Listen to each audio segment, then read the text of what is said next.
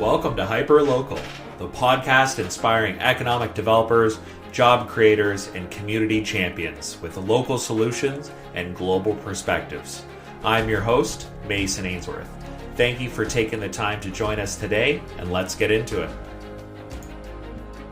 Jens Michel Schaal is championing global expansion for Ottawa's thriving tech ecosystem. As Vice President Global Expansion at Invest Ottawa, he provides strategic leadership to attract foreign direct investment, drive business retention and expansion, boost international trade, and draw top talent to Canada's G7 capital, the highest concentration of tech talent in North America.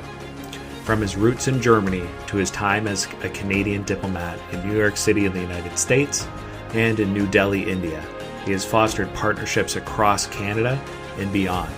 He is passionate about problem solving, other cultures, and making a difference at the local level. In this episode, we discuss attracting foreign direct investment and talent into your community, the importance of cultural curiosity, being reliable, and having a service mindset, Ottawa and Gatineau's defense sector strategy and its new Defense Innovation Hub, Canadian diplomatic relations, the Consider Canada City Alliance, the Executive Committee Canada, and the Ottawa Board of Trade, advice for new economic developers, and the EDCO board elections. Now let's get into it. Jens, thank you so much for taking the time to join me today on Hyperlocal. Well, thank you, Mason, for having me. I'm really excited, and I'm also really honored to follow to some of the great folks you've already had in your program. So thanks a lot for bringing me on. Yeah, my pleasure. So, anybody named Jens must be a good person to be quite blunt. I have a friend in Germany, and I met him in the Dominican Republic, and his name is Jens as well. And a phenomenal guy. Met him when he got engaged to his wife, and then we've been friends over the years now. He's been to Canada a few times. And it's funny, his best friend is actually named Michael from Germany as well. So we had Jens Michael visiting the one time for a couple weeks, which was pretty funny. So, anyways, I know that's off topic, but I just wanted to say I appreciate you, and I'm always happy to have a German on the podcast and chat with because they are great folks, and I consider him my German brother across the world. So, but anyways, I'll get back on track, and we will hop into things. I always like to start off with kind of an origin story. As a big movie buff myself, I'd like to know where people come from, what takes Yeah. them on that journey. So I see that your career has taken you all over the world, from Germany to the United Kingdom, India, the United States, and to Canada. You've also served as a diplomat for Canada, supporting international business development, and are now the Vice President of Global Expansion at Invest Ottawa, which, for those who are unaware, is Canada's capital city, which is pretty phenomenal. I'm curious, what's inspired you to pursue such an incredible and adventurous career in economic development? And how has your global experience and your, journey across different countries shaped how you operate in your position today?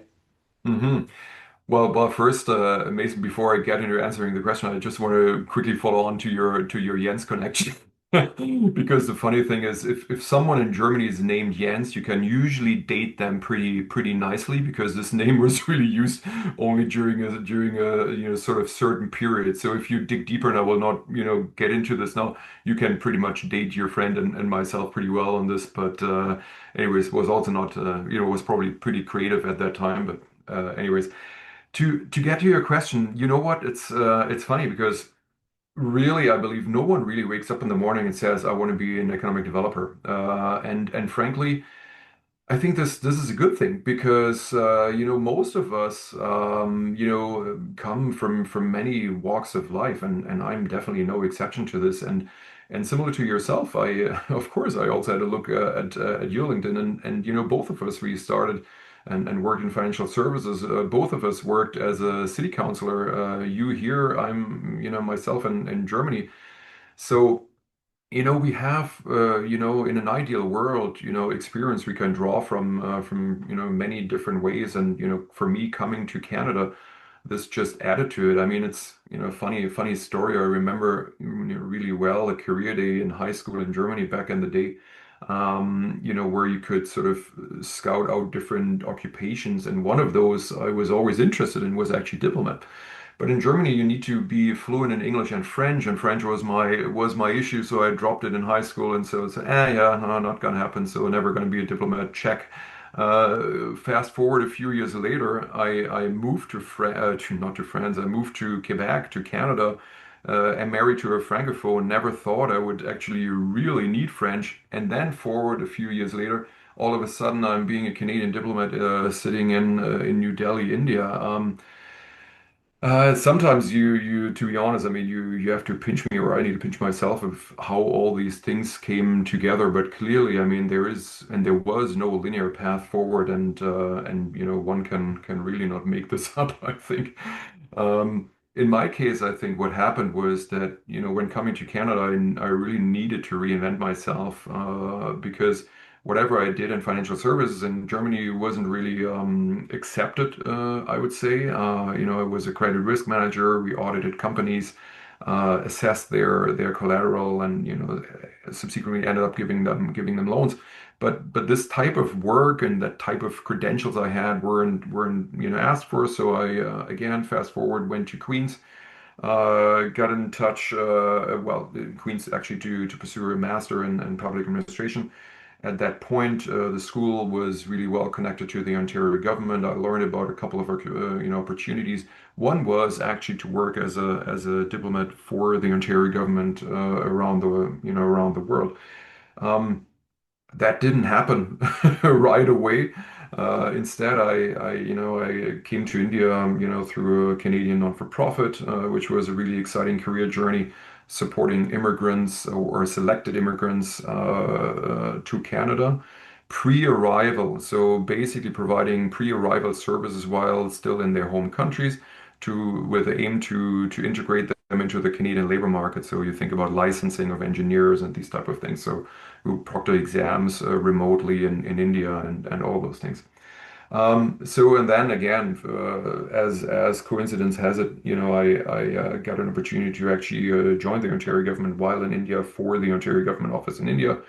And yeah, that's how I basically started on that journey as an economic developer. And to me, I love to learn. I've always been culturally curious, if you will, and I'm naturally open-minded, which really helps. So I've lived and worked, as you said, in many cultural different places. I can adapt to my audience, always look for thoughtful engagement, and I also became a good listener. So I put my audience into a cultural context and translate to myself what certain reactions mean, and how I can deal with them. So I use these skills, I mean, and my curiosity really every day, including today at Invest Ottawa, when receiving international visitors, or when traveling abroad, or work with international companies. So it's a bit of a lengthy answer, I guess, to your question, but I hope that this all makes sense. Oh, that's incredible. I think it's clear you've had an extensive background, and I see you looked through my LinkedIn. So, but yeah, we'll chat some other time about city councilor experience, because that's a whole episode in itself. Indeed. But I like that, culturally curious. I think that's so important, and I'm glad as well that you know that the best women are French. My wife, I don't know if she listens to this, to be honest, but if she does, I love you, and you're my francophone wife, and it's great. So French is her first language, and I'm hoping I've got a 1-year old that he will learn French, because it's something that I had an unfortunate experience similar to yourself in school, where I didn't have a great time. So I said, yeah, that's not for me. And when I look back, I'm like, oh, I wish I would have stuck with it. Yeah, yeah. So there's still hope for us down the road. I'm sure that we can work on our language skills, for sure. But speaking of LinkedIn, I actually was searching through yours, and found a lot of interesting things. It was, to be quite blunt, it was hard to pick something to bring up. But you had this really interesting post and some news, which was in regards to the Ottawa Gatineau Defense Sector Strategy and the new Defense Innovation Hub. I was curious if you could tell us a bit more about this exciting news, what it's going to do potentially for Ottawa, for Canada's capital region, and the country as a whole. Hmm. No, great question. And And yeah, I completely agree on the languages, by the way. I mean, us too, we try, with our daughter to have her learn as many languages as possible. Of course, my wife being Francophone, she speaks French. English is her favorite language, although none of us is a native English speaker. And I struggle a bit with her in German, but yeah, it's a path. So good luck, Mason, with that and your daughter. Um, look, you know, the Defense Innovation Hub, huge project. So what really drives me, I mean, when I put it into the big picture is to create lasting impact. That's really what motivates me. I think this is an opportunity to exactly do this. And if I may just divert for a second, the local impact, lasting local impact, is actually also something that brought me from the provincial government to the municipal level because when you sort of work thousands of kilometers away from where the action happens at the end, you kind of miss out on seeing the fruit to some degree of some of your labor, or at least, the way you partially influence that. And so I wanted to see that more on the ground. And that's why I was, so glad that I could join the Invest Ottawa to see some of the sort of local impact really. And that's what really drives me. So on this project in particular, good pick. Um, yeah, I mean, how to start? I mean, through really countless consultations, if you will, with local partners, including the city, post-secondary institutions, BIAs, companies, and many more. We pulled together this Defense Innovation Hub concept, which was presented at City Hall, as you mentioned, as you saw on LinkedIn, to a large audience, and co-presented and co-sponsored by the mayor. We had former Chief of the Defense Staff Rick Hillier there, and tons of great partners from companies, and of course the military and so on and so forth. So this is a great initiative, and when you think about why Ottawa and what it brings to Ottawa, to us, I mean, it was pretty clear. I mean, we have roughly 330 defense or dual use companies in Ottawa. We have the highest concentration of NATO Diana test sites in Canada, actually. Out of the 13, we have five here in Ottawa, one of which is actually operated and run by ourselves through AreaX.O. We have the whole NRC capabilities with the 65 labs, connections to users and regulators, D&D, all the relevant agencies. The Navy, of all places and of all organizations, has an innovation team co-located with us with Invest Ottawa at our innovation center at Bayview Yards. Um, we are, I believe, the natural place to support innovation to serve our nation, our armed forces, and our allies.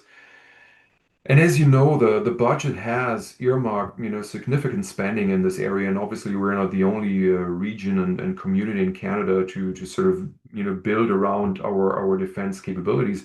But if you, just look at what's in the hopper, I mean, defense industrial strategy is will be funded with 6.6 billion over 5 years. The Defense Security Business Mobilization Program through BDC, a billion for 25-26. Dual use technology commercialization through ISAT, quantum for defense applications through ISAT, NRC, and many others. Just to give you an idea. Obviously, all of this will need to be passed by Parliament. So this is, of course, the big question mark sort of looming over us. But so therefore, I think it's too early really to say where this will lead to.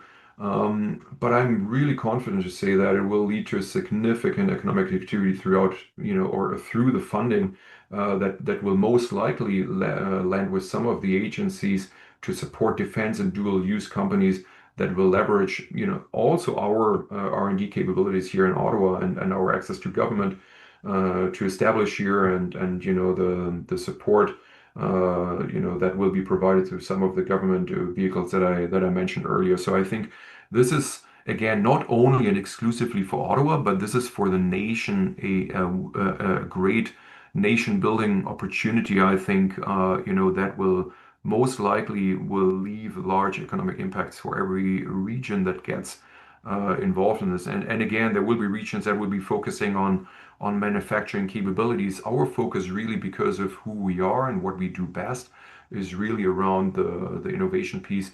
And so we named this initiative also Defense Innovation Hub. And I certainly invite you to visit our website, InvestOttawa/Defense Innovation Hub, to learn more about our strategy and learn more about our goals as well. Awesome. I think that's so exciting, not only for yourself, but for the country as a whole, especially with everything going on in the world right now. And investing in Canadian jobs and Canadian technology, I think is so important, especially when we look at our defense across the world. And I won't get into that too much because that also could be its own episode. But really fascinating stuff, and thank you so much for sharing that with us. I will make sure to link all of that in the show notes and the link to the website and some of the other information you mentioned as well.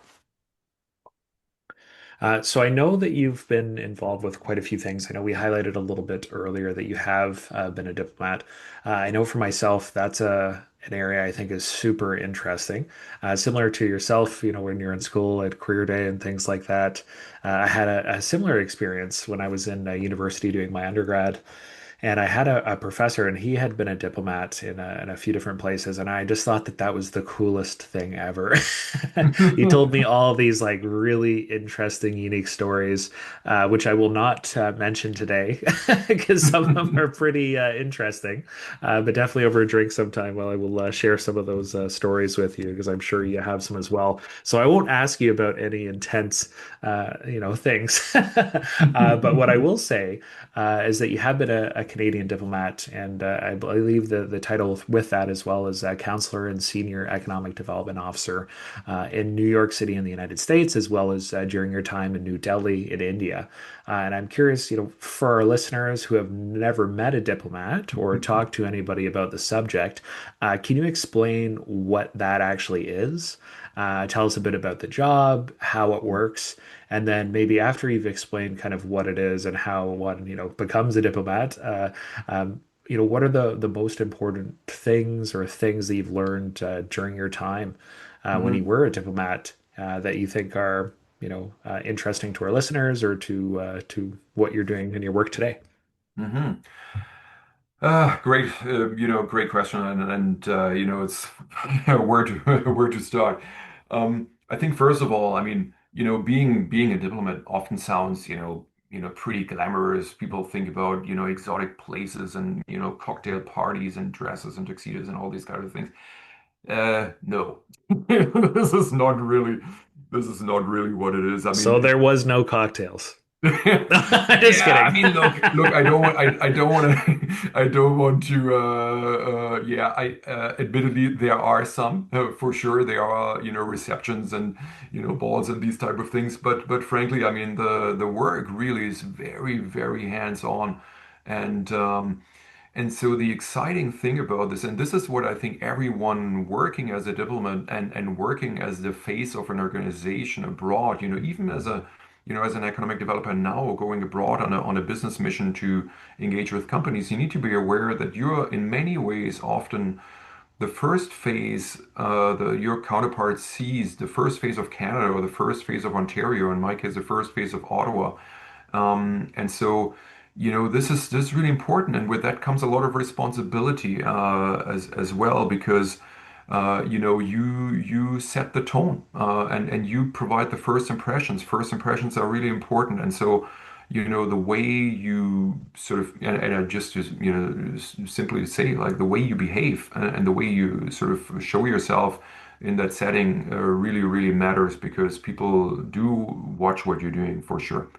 Um, so as you know, I mean, my focus was really on commercial diplomacy, leading the Trade Investment Office network in India and in the US on the East Coast. As such, you're really at the front end of the funnel when it comes to business development in the areas of trade investment. As I said, it's a very hands-on job. Like you need to increase the profile and the visibility of the jurisdiction you represent. In my case, Ontario, through events, speaking engagements, trade shows.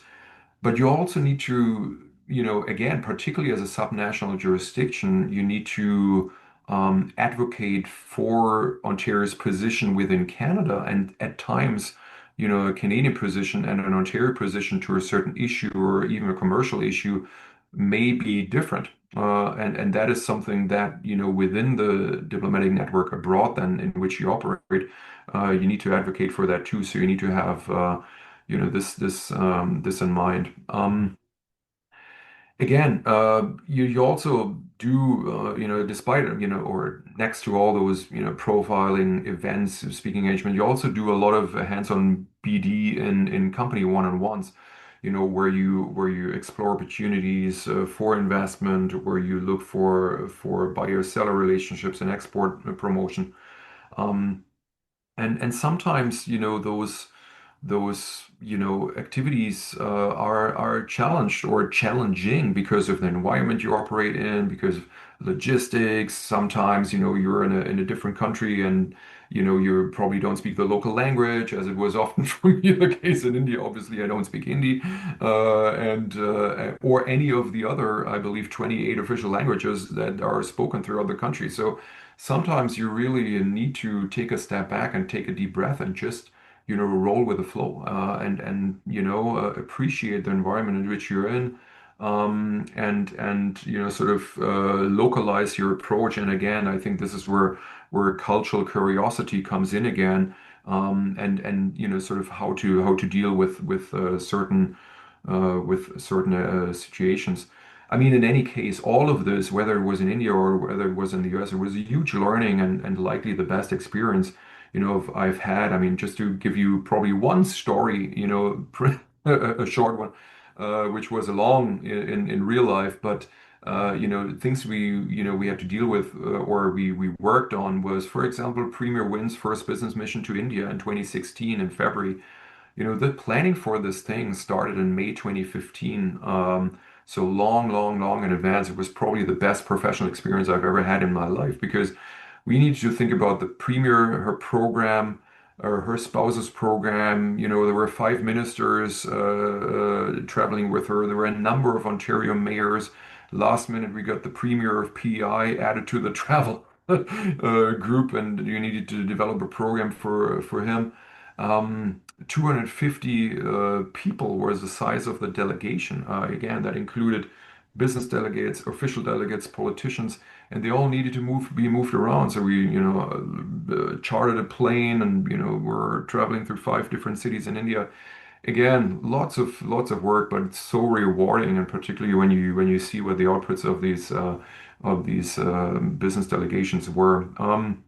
Again, great experience. I can only recommend to everyone who is interested in that line of work. So what do you learn? What do you take away? I think one piece that I took away, and that helps me today too, is had to do with my time in New York, because I was there during Trump 1.0.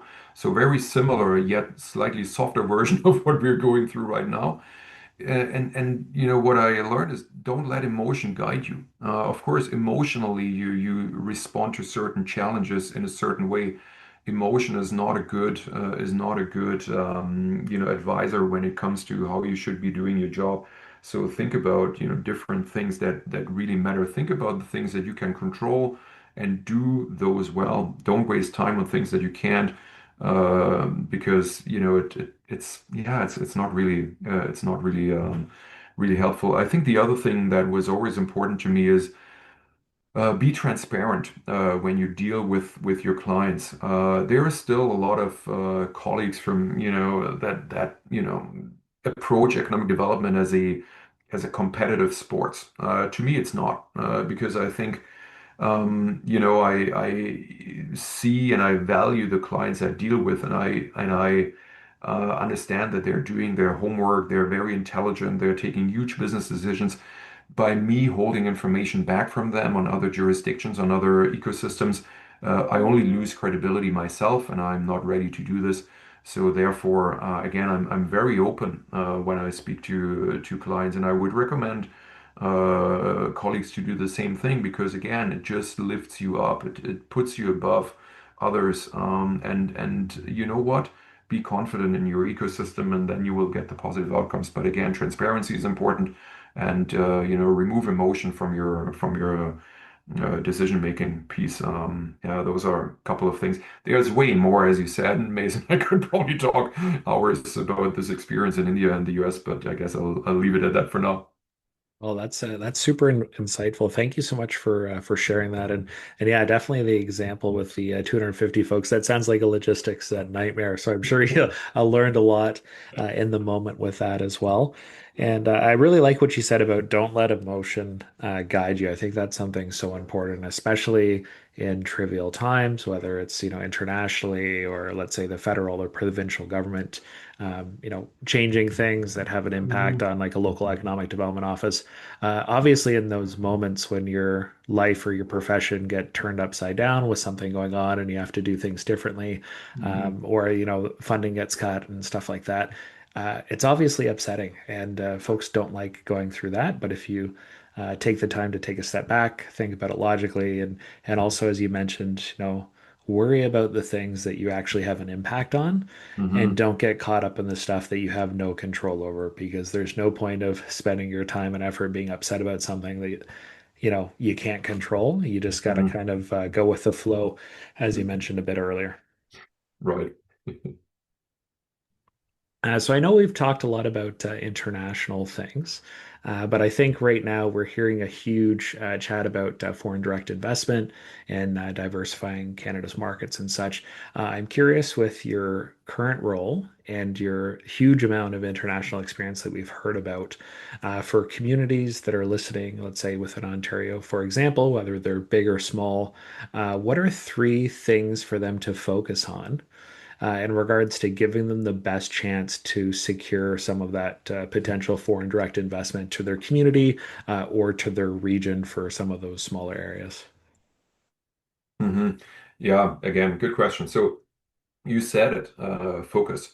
And I would just repeat it. Focus, focus, and focus.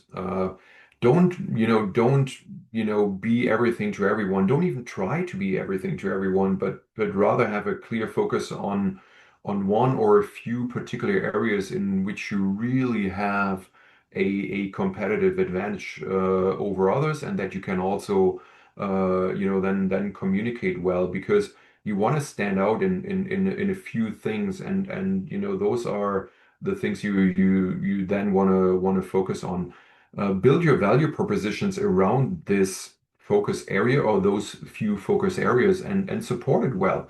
Resource it, promote it, shop it around, and really focus on these few things. And I you can probably give you an example of how we look at this from an Ottawa perspective. I mean, as all of you, I mean, Mason, you anyways, and of course, most likely also the folks that are listening to this know, I mean, Ottawa is not traditionally a manufacturing hub, and and therefore we are not promoting this really to potential clients. What we are really good at is very high R&D intensive jobs that need to be get done in a few key areas like telecommunications, semiconductor, defense, software and AI. So those are really things that that we want to focus on, and that we do focus on, and where we really leverage our network, and where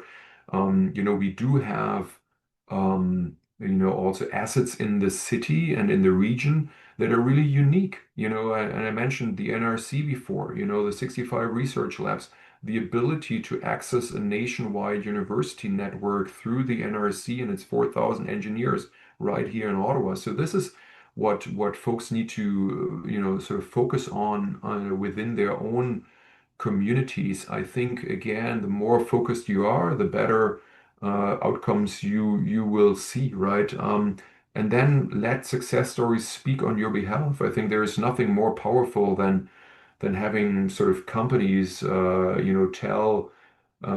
your story.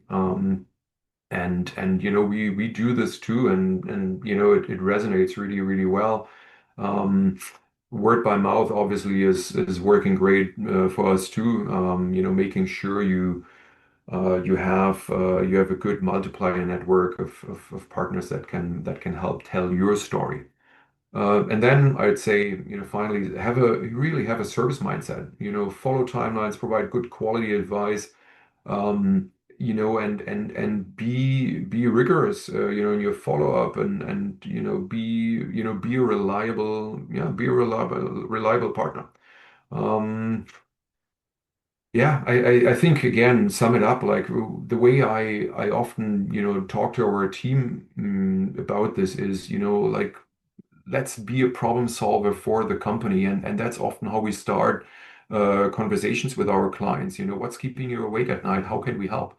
Those would be sort of my piece of advice, and in all of this, try to be authentic, and be yourself. Thank you. I think that is terrific advice. And being a problem solver, I think is so important, whether it's economic development or other areas. Figuring out what the issues are and the pain points, and coming to the table with some solutions, sorry, and the service mindset. I think that is so key, but I think is sadly missing in a lot of areas. And I think Mhm. of even when I go out to the service sector specifically, whether it's going out for dinner and such, and it's very easy to see the difference between somebody who has that mindset and somebody who, they're just there to do their quote unquote job at the very bare minimum. So I think that Mhm. mindset goes a huge way, and it's it doesn't matter if you're leading a multi-million-dollar company or if you're serving Mhm. somebody their coffee. The difference is very clear for somebody who actually wants to serve, as Mhm. opposed to somebody who's just doing it for a paycheck. Yeah. And speaking of paychecks, I know that you are also doing some stuff outside of that, which is giving back and volunteering. I know you're currently serving as a member of the executive committee and as treasurer for the Consider Canada City Alliance, as well as you're a member of the key peer group with the Executive Committee Canada, the TEC, and also a committee member of the Ottawa Board of Trade. I'm curious, first of all, can you tell us how do you have time to do this with everything else you're doing? And then, secondly, can you tell us a little bit about these different groups and what you're up to there? Sure. Yeah, look, to be honest, I wish I would have time to do even more. I mean, there is a lot of great causes, and some of the things we're looking at. I mean, they're probably also not listed on LinkedIn, but again, I mean, the day has 24 hours and the week has 7 days, so there is there is unfortunate limits to what you can do. But I think it's important to look beyond, right? Your day-to-days. I mean, the CCA is, of course, it's very it's very much aligned with my day-to-day work, because the CCC, yay, the Consider Canada City Alliance, is a network of 14, soon to be 15 cities and city regions in Canada that all are united through their economic development agencies and investment promotion agencies in the aim of attracting investment into Canada, and sort of provide economic activity and economic gains for the city and city regions that they represent. So this includes, sort of basically the 14, soon to be 15 largest city regions in Canada, really from Vancouver in the west to Halifax in the east, and every larger city you would imagine in between. And what we do is a little bit of almost collaborative competition, if you will, in a very good way, as we try to market Canada to the world from a municipal lens. And I think putting the municipal lens into investment attraction in particular is very important, because at the end of the day, investment lands in cities. Yeah, of course, it does land in a province, it does land in Canada, but most importantly, the companies will need to integrate and involve with the municipal ecosystem. And I think this is where really the buck stops, and the buck stops with agencies like ours, and so many others across the province. And so, sort of, raising the awareness of municipal agencies as part of the value chain and service continuum within investment attraction, and on top of federal partners like Invest in Canada and the Trade Commissioner Service, or provincial partners, in our case, Invest Ontario. We need to have a voice, and the CCCA provides that voice. We engage with federal partners and provincial partners to some degree on a regular basis. We do some policy advocacy as well, and it's a very rewarding time to spend with my peers at the CCA. The tech group, actually, the TEC key group, this is this is actually more it's a professional development tool, if you will. It's a peer group of VPs from private, public, and non-for-profit sector here in Ottawa. There are a number of these groups in Ottawa, but also across the entire country, as well as the US and parts of Europe. So it's an international group. In Canada, it's known as TEC. In the US, it's called as Vista. Um, and so, we sort of exchange experience, best practice. We learn about, different leadership skills, style, sales, marketing, things like emotional intelligence. It's it's a little bit like a trusted group of peer advisors, if you will, where you can sort of talk about opportunities and challenges that you face, and how some of your peers would sort of deal with them. It's a sounding board for me, really, and for my colleagues. It's an awesome group. Look for a local chapter within your geography. I can only recommend that. It's a brilliant way to help yourself become a better leader, and therefore, hopefully provide better leadership to your teams, because at the end of the day, that's what we all want to do. The other piece you mentioned was with OBOT's ambassador program. OBOT is the Ottawa Board of Trade, and they're of course they're one of our economic development partners at the municipal level. So is Ottawa Tourism, and so are the BIAs. But the Ottawa Board of Trade launched a really cool program a while ago, and I was honored and lucky to be involved in that, which was called the Ottawa Ambassadors Program, where we really look for folks within civil society to sort of be our multipliers in promoting Ottawa, because every person in the city, from business partners, business leaders, community leaders, but every citizen really has a broad network of folks in the city, outside of the city, in the country, outside the country, where everybody can do a little bit to advance Ottawa's awareness on a national and global scale as a destination to do, yeah, to travel to live, to work, but also to invest in. And so, we've launched this program a while ago. We have signed on a number of ambassadors. We equip them with tools, and everybody is sort of doing their little piece to yeah, to make Ottawa a better and more known place.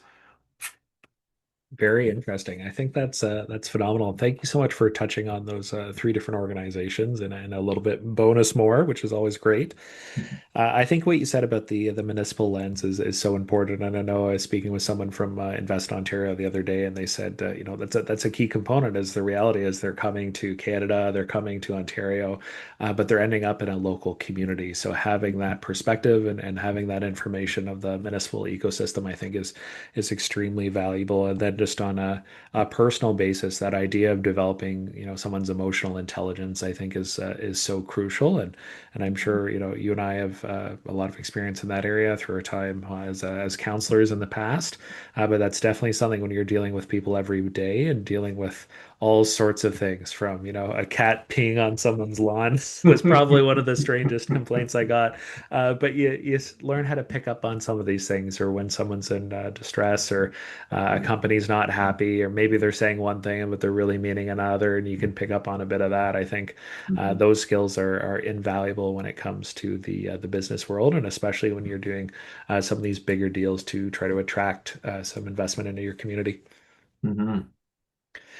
Speaking of communities, I know there's probably a lot of folks listening who might be new to economic development or who might be looking to enter the field in the future, whether that's through a municipality or some sort of an agency. I'm curious, what your perspective would be on the top three steps for them to enter the field of economic development and potentially secure themselves a position in the future.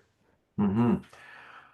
Yeah, no, great question. I mean, as I said earlier, I mean, you don't wake up in the morning and want to be an economic developer because I mean now more and more, but certainly in the past, I mean there were very few sort of educational or typical educational pathways to pursue in order to sort of end up with this career. So I think there are a few things for sure. I mean, one is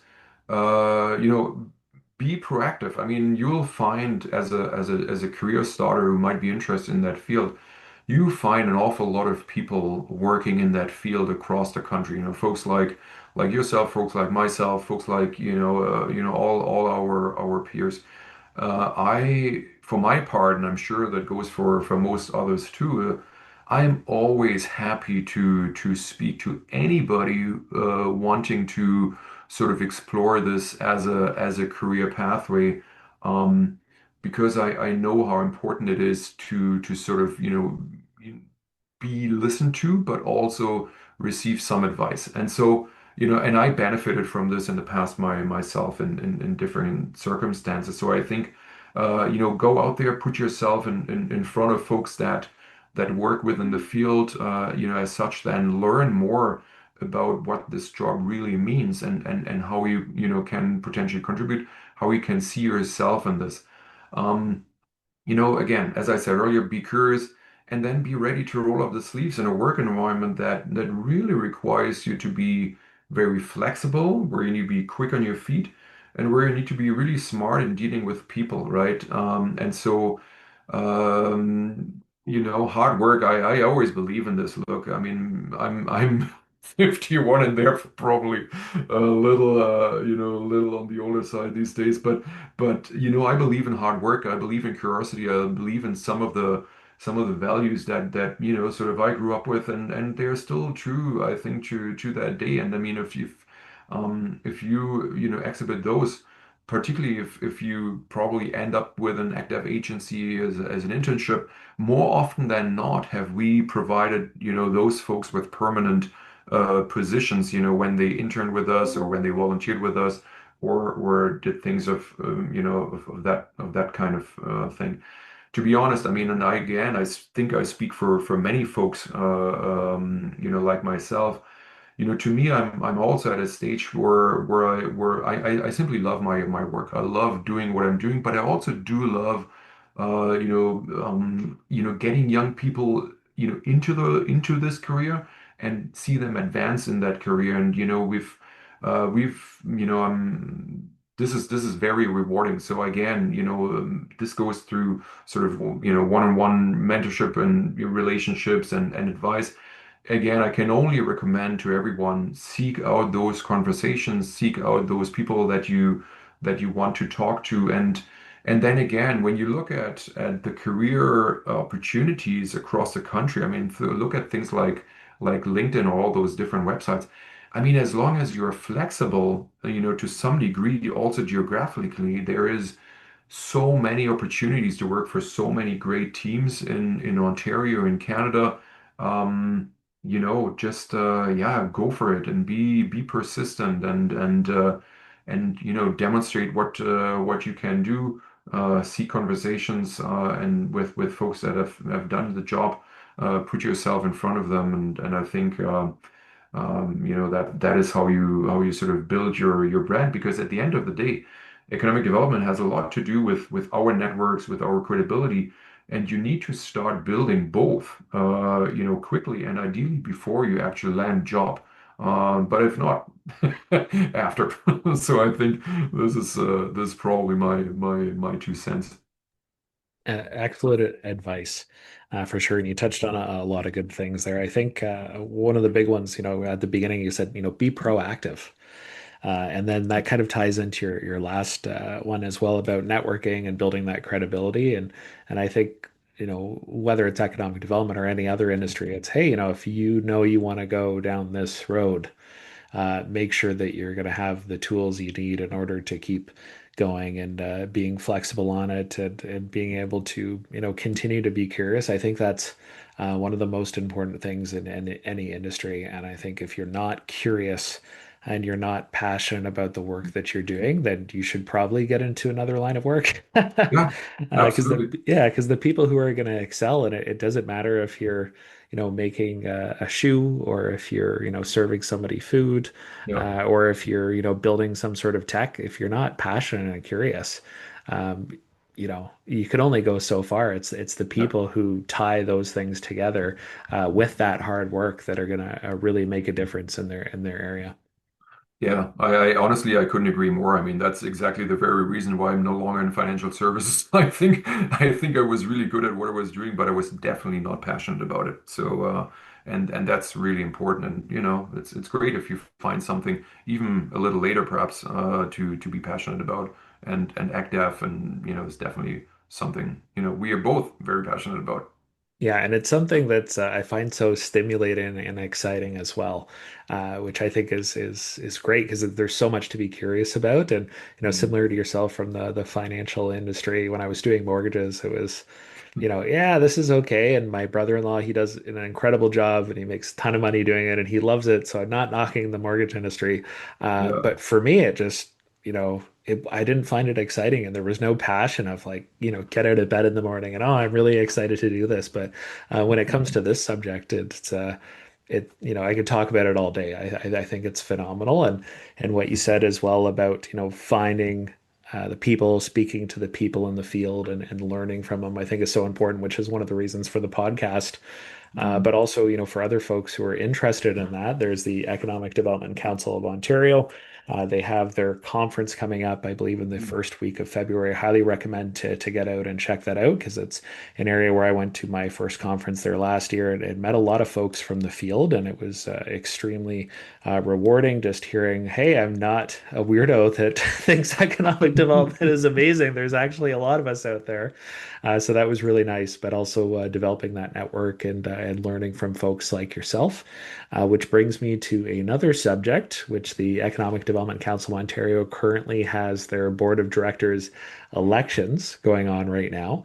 And so for anybody who is a member, they can vote. And I see that you're also running for the board this time. I was curious if you could share a little bit about that, and if there's any folks who are listening on why they should vote for you. I think, Mhm. not to be overly blunt, but if they've listened this far, I think it's pretty clear why. But feel free if you do want to highlight, the floor is yours. Well, thanks, Mason. You're too kind. Um, Look, we recently had a candidate call, if you will, and for those of you listening, you can take a listen there as well. It's on the EDCO website. Meet the candidates. You should find a video link there where you can sort of listen to the six peers of mine and myself running for those EDCO board decisions. What I said back then, and I just sort of repeated. Yeah, honestly, I don't really want to make a pitch. Why? Because I think whoever the members end up choosing, I really believe they will be very well served. I'm really honored and I'm humbled by the great slate of candidates that put their names forward. They're all great folks. And again, I'm really honored to be among this great group of leaders and put my name forward for one of those positions. I wish them all well, and I'm confident that EDCO, as I said earlier, will be well served by whoever comes onto the board. However, I mean, look, Mason, you said it. Perhaps I believe, that I do have something to offer. Some of which we touched upon, during this call, during this interview. Um, and that may be appealing to some folks and may resonate with them and maybe prompt them to vote for me. And one thing I can say, um, if I should end up on that board, I will give it my all. That's for sure, because this is how things ought to be, and therefore, I will bring my experience, my background, my passion, everything to this role. But yeah, but I'm not really into running a campaign or doing a pitch, Mason. So I have to disappoint you in this one. But again, it's EDCO is an important organization within the broader Ontario economic development landscape. It provides so much to its members, in terms of training, professional development, but also as an organization in terms of advocacy towards, some of the decision makers within the province. And again, I think that I do have something to give, and I'm really in a good space at the moment, where I actually want to give, and so that's really what motivated me to run for one of those EDCO seats, and we'll find out in early December where it led to. Again, whoever will be selected, I wish them well, and we shall see in December. Perfect. Well, thank you so much. You're super modest, but that's okay. That is a good trait, even in politics sometimes. I do have one last question for you before Okay. we go. We have a tradition. We have a bit of a mystery question that either gets submitted by somebody, whether it's a listener or somebody that I've reached out to, or a former guest. So Oh. this one, yeah, this one's pretty interesting. It's an international one. Surprise, surprise. But it is, what international concept or way of doing things or something you've observed in a different country during your travels, do you think would be really interesting or cool to have happen in a local community within Ontario? And Hmm. that could be anything from how they do things to Mhm. something that they do that maybe, they're not doing here that people Mhm. haven't thought of. Mhm. Yeah, no, it's a good question, and and when I think about this, always one thing that stuck with me since I was in India for the 4 years that I worked and lived in India, first with a Canadian not-for-profit and then with the Ontario government, and was always the way folks conduct meetings. To be honest, I always find, we live and sort of both grew up, I mean, whether it's Europe or North America, in a very transactionally oriented environment, where, you come in, you make your case, you get out. All of this can be done in, 25, 30 minutes. Um, in India, this is not the way it works. And to be honest, I really enjoyed this. I really enjoy actually sitting down with someone and, try to get to know the person really a bit more and get to know the company a bit more, get to know, some of the likes and dislikes. I mean, it's, you open yourself up a little bit more. Of course, you kind of, don't touch certain subjects. You don't talk politics. You don't talk, these type of things. But you give a little bit more from yourself than you do here, and I enjoyed that a lot. I mean, of course, you need to invest more time, but I think you may also end up with good relationships and good outcomes with time. And I see similar trends now when I go on business missions to other places in East Asia. Very similar, but I really enjoyed this particular piece or this particular approach in India, which is again taking time, also sit over your meeting with a tea or a coffee and talk first before you get into business, build relationships and build relationships also over time by repeat meetings, and be a little less transactional than we tend to be. Of course, I mean, we're all, try to be efficient. We all, time is money, and all the things we grew up with, they are all valid, and I completely understand. But you know what? Sometimes taking a step back, taking time, and actually taking really time to listen to someone is worth our while, and again can lead to great outcomes. Very interesting. I think that is such a thought-provoking answer. And for something I know I'm thinking a lot about now, but I think a lot of other folks who listen to that will take to heart. Going back to something you said earlier, that cultural curiosity. I'm so glad you have that, and that you have taken that approach to be able to come to the table with information like that. I think that Mhm. quality over quantity is so important when it comes to meetings. Mhm. I, can't count how many meetings I've been in the past for things.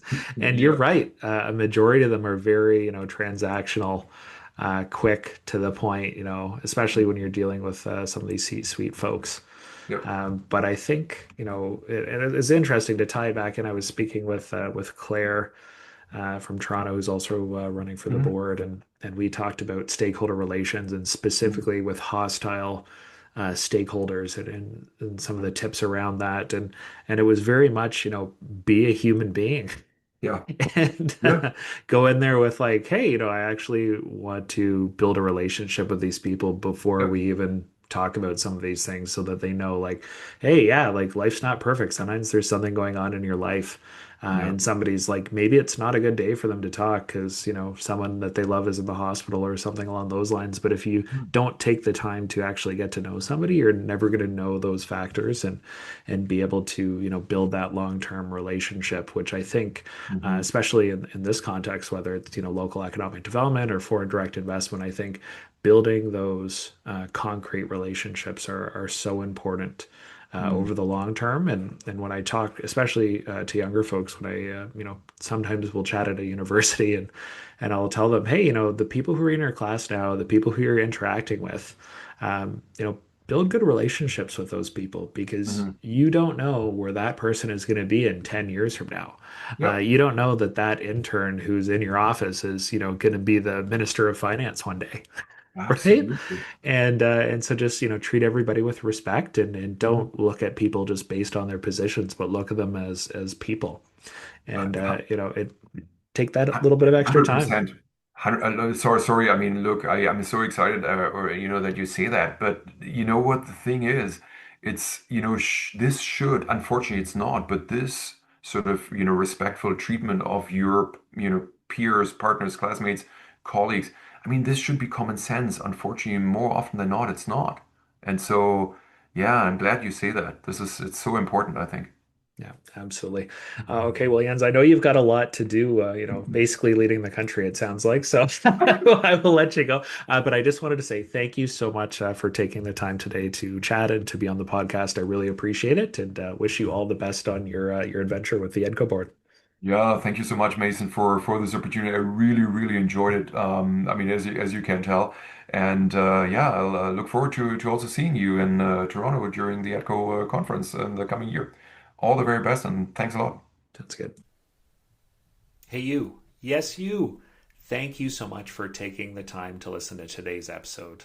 When I'm out and about, whether I'm biking or walking or driving, I love listening to podcasts. So it really is special to me that you took the time to tune into Hyperlocal today and listen to our podcast. I want to make sure we're able to give you the best content possible in the future, get the speakers you want, talk about the topics you want, and really make a difference in your community. We want to focus on those little things. And a big thing to help us do that would be if you could take this opportunity to make sure that you're following the channel. If you want, feel free to turn on the notifications and we can make sure you get notified on the next episode. And I just wanted to say thank you so much for caring about economic development and caring about your community. And keep up the good work. You're not alone out there.